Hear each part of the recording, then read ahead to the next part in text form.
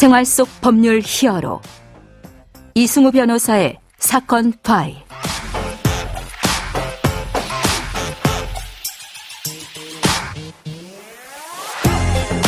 안녕하세요. 형사법 전문 변호사 이승우입니다.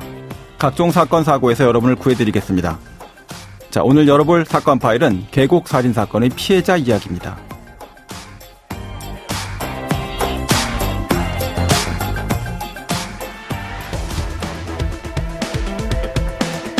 어떻게 이런 일이 가능했는가? 어떤 심리였길래 그 피해 당하신 분은 그렇고 이 사람은 어떻게 했길래 이런 일을 할 수가 있었을까? 이 구조를 보게 되면 심리적 조정과 통제 자체가 아주 철저했다. 네. 소위 그 심리학에서 얘기하는 그 가스라이팅의 피해의 대표적인 모습이 아니겠느냐. 현실주의자가 흔히 저지르는 오류가 있다. 바로 상대방도 현실적으로 생각할 것이라는 믿음. 그러니 어리석은 짓은 하지 않을 것이라는 믿음이다. 바로 그리스인 이야기에 나오는 구절입니다. 계곡살인의 피해자 윤모 씨도 같은 생각이었을까요? 자, 오늘은 피해자 윤모 씨가 왜 도망을 가지 않았을지 그 생각의 흐름을 한번 따라가 보도록 하겠습니다. 안지성 변호사와 함께합니다. 안녕하세요, 변호사님. 네, 안녕하세요. 자, 이 사건 내용 보고 나면 많은 분들께서 도대체 피해자 왜 가만히 있었던 거야? 이 생각부터 들 것 같습니다. 네, 저도 마찬가지로 같은 생각을 좀 했고요. 근데 이제 제가 형사 변호를 하면서 만나게 되는 수많은 분들, 그분들은 이제 일반적인 사람들의 생각에서는 도대체 저걸 왜 몰랐지? 아니, 저걸 왜 당하지? 이해가 잘 안 되는 분들이 많습니다. 뭐 대표적으로 얼마 전 사례이기도 한데 조건 만남 사기를 당해서 얼굴도 보지 못한 여성 또는 남성일지도 모르죠. 하여튼 여성을 가장한 누군가에게 성매매 대금으로만 2천만 원 넘게 편취를 당하신 분도 계시고, 또 누가 보더라도 보이스피싱인데 뭐 낮은 금리로 대환대출을 해준다는 말에 속아서 선뜻 몇천만 원씩 현금으로 전달해서 피해를 입으신 분들도 계시죠. 이 사건도 마찬가지입니다. 여러 번 위험한 상황에 처해서 결국은 목숨까지 잃게 된 건데요. 일반인들 입장에서 보면은 피해자 윤 씨가 도대체 왜 이은혜 씨로부터 벗어날 수 없었는가가 이해가 잘 안 될 수 있습니다. 자, 그럼 그런 피해자분들을 이제 실제로 만나서 이제 변호도 하시고 뭐 고소 대리도 하고 하실 텐데. 네. 자, 왜 그렇게 피해를 당하셨습니까? 이해가 잘 되시는 상황까지 가시나요? 이게 사실 뭐 피해자가 됐든 아니면 또 가해자가 됐든 본인도 그 당시에 왜 그런 행동을 했는지 이제 돌이켜보면은 스스로도 이해 못 하시는 분들이 꽤 많습니다. 네.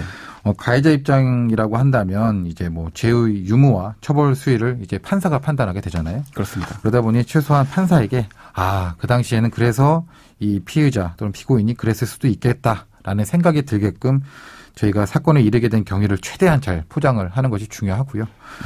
반대로 또 이제 피해자 입장이다라고 한다면 뭐 안타깝게도 피해자 윤 씨는 이제 다시 같은 피해를 입게 될 일은 없으시겠지만, 그 피해자 입장이라고 한다면 피해자가 같은 피해를 당하지 않게끔 경각심을 저희가 심어드리고 또 가해자에 대한 분명한 처벌이 이루어질 수 있도록 저희가 조력을 해야겠습니다. 공감대가 형성된 만큼 사람은 그 사람의 입장에 대한 것을 이해하고 해당되는 것에 유리한 판단을 해주기가 좋아진다라는 생각은 듭니다. 자, 그럼 다시 이제 사건으로 돌아와서요. 이 사건의 어떤 포인트가 될 것으로 생각되는데, 이제 피해자분께서 대기업을 다니는 아주 뭐 성실한 분이었고, 자, 그 정도라면 의사결정, 판단 뭐 전혀 문제가 없다 이런 상태인데, 네. 왜 그런 상황에서 두 번씩이나 죽을 뻔한 고비를 넘기고 도망가거나 신고하거나 안 한 걸까요? 피해자 윤 씨뿐만 아니라 제2, 제3의 피해자의 존재 가능성도 현재 제기가 되고 있는 상황입니다. 그렇다면은 뭐 말씀하신 대로 피해자 윤 씨가 합리적이고 이상적인 의사결정을 할 수 없는 사람이라 이런 피해를 당한 것은 분명히 아닐 겁니다. 네. 다만 이제 뭐 나이가 좀 윤 씨의 특별한 사정이 어느 정도 관여는 할 수 있을 것 같습니다. 물론 그거는 이제 우리 추측이죠. 예. 네. 그러나 이 사건의 핵심은 바로 이제 가스라이팅입니다. 이은혜라는 여성은 결코 평범하지 않은 여성이었고요. 피해자를 막대한 생명보험금을 타먹기 위한 도구로서만 이용했던 사람입니다. 또 계속해서 피해자 윤 씨에게 사랑을 줄 것처럼 이야기를 하고 행동하지만 뭐 혼인신고까지 되어 있었지만 정상적인 부부 사이에 그런 애정을 주지 않았던, 어떻게 보면 좀 사랑이라는 감정의 특수성 때문에 발생한 것이 아닐까 이런 생각도 들게 합니다. 네. 이제 또 감정의 특수성에 대해서 말씀을 주시고 계셨는데, 자, 사실은 이런 감정 문제로 여러 가지 범죄가 일어나죠. 예. 특히나 여러 가지 감정 중에 사랑이라는 감정이 정말로 알다가도 모를 감정인데요. 네, 그렇습니다. 제가 맡았던 사건 중에도 이제 음주운전 전과가 있는 남자친구가 사고를 내자 그것을 덮어주려고 조수석에 타고 있던 본인이 운전한 것처럼 운전자 바꿔치기를 한다거나 이것도 사실 명백한 범죄입니다. 네.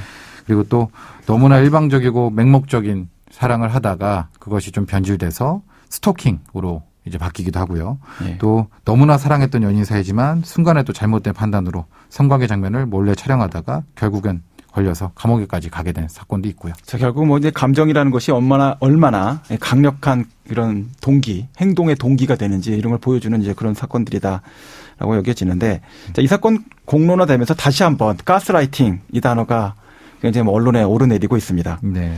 자, 피해자는 이은혜 씨로부터 어떤 형태의 가스라이팅을 당했다라고 보십니까? 이제 뭐 계곡 다이빙도 보고 하면은, 그 피해자 윤 씨의 그 인정받고 싶은 욕구를 굉장히 많이 자극을 했던 것 같아요. 그래서, 평소에도 피해자 윤 씨는 그 이은혜에 대해서 경제적으로나 심리적으로 엄청나게 헌신적이었고, 그 이은혜 씨는 그런 이제 것을 충분히 이용을 하고 또 인정을 계속 안 해줬죠. 그러니까 인정받고 싶은 욕구를 계속해서 자극을 시키고 그러다 보니 계곡에서도 수영도 하나 뭐 하지 못하는 친구가 이제 뛰어내리게끔 한 것이 아닐까.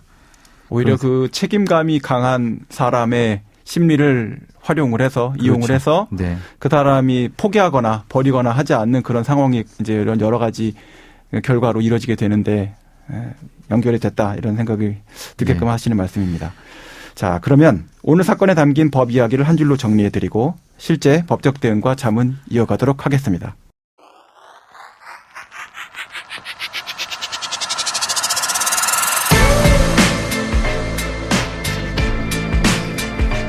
이럴 땐 법대로. 자, 우리는 이성보다 감정이 소중하다는 사실 잊고 많이 살고 있습니다. 그렇지만 저희가 범죄를 살펴보면 분명히 이성보다 중요한 것은 감정입니다. 감정을 통해서 발생되는 여러 가지 문제, 그 부분에 대해서 우리가 좀 더 솔직하게 이야기를 나누고 증거관계를 확인한다면 범죄와 관련된 문제 조금 더 쉽게 풀어나갈 수 있을 것이다 라고 생각합니다. 자, 오늘 가평 계곡 살인 사건의 피해자의 심리에 대해서 살펴보고 있습니다. 자, 안 변호사님, 이 사건에서 수사기관에 대해서 해주고 싶은 이야기가 있다고 하셨죠? 예. 그 다행히 지난 일요일에 검거가 되었다고 해요. 네네. 그렇지만 이 사건 들여도 뭐 사실 너무나 아쉬웠던 것이 네. 1차 조사를 받고 난 후에 2차 조사를 앞두고 이 피해자들이 도주를 했다라는 것입니다. 그렇다면 과연 수사기관에서는 정말 도주 가능성을 알고 사전에 차단하지는 못했을까라는 좀 생각이 들고요. 그런 생각을 문득문득 하다 보니 이제 뭐 사실은 이미 뭐 벌어진 일이지만 당시가 이제 연말이었기 때문에 사실 뭐 검사들이 뭐 미제 사건 처리에 상당히 그렇죠. 바쁜 시즌이거든요. 네네. 그런 것도 있을 거고 또 이게 부작위한 살인이라는 지금 사건명이 아마 정식화가 될 것 같은데 그 부작위한 살인이라는 것 자체가 입증하기가 상당히 어렵습니다. 법리가 좀 까다롭죠. 예, 네. 그러다 보니 수사기관 입장에서는 칼을 빼드는 것 자체가 조금 신중했을 필요가 있고요. 왜냐하면 이제 구속영장을 청구를 했다가 만약에 기각이 될 경우에는 그 후폭풍이 상당하거든요. 그렇습니다. 더구나 이제 그것이 알고 싶다라든가 이런 프로그램을 통해서 이슈가 이미 되고 있던 사건이기 때문에 아무래도 조금 더 신중을 기하다가 이렇게 된 것이 아닐까라는 생각을 하게 됩니다. 거기에 더해서 이제 아까 설명 뭐 드렸던 바와 같이 공범 관계, 예. 또 여러 가지 피해자의 심리 상태, 뭐 이런 여러 가지 부분에 대한 것들을 해결을 해야지만 검사가 이제 공소장의 구속영장 필요성 또 소명 정도 여러 가지를 쓸 수가 있었을 텐데 아마 그것을 구성하기가 만만치 않았지 않았을까. 예. 너무나 과중한 또 업무 속에서 이걸 처리하려고 했던 것이 독이 되지 않았을까라는 생각도 듭니다. 자, 오늘 말씀 고맙고요. 지금까지 우리 안지성 변호사와 함께 많은 이야기를 좀 나누어 봤습니다. 생활 속 법률 히어로 이승우 변호사였습니다. 내일도 사건에서 여러분들을 구해드릴 수 있는 좋은 사건 파일 함께 열도록 하겠습니다.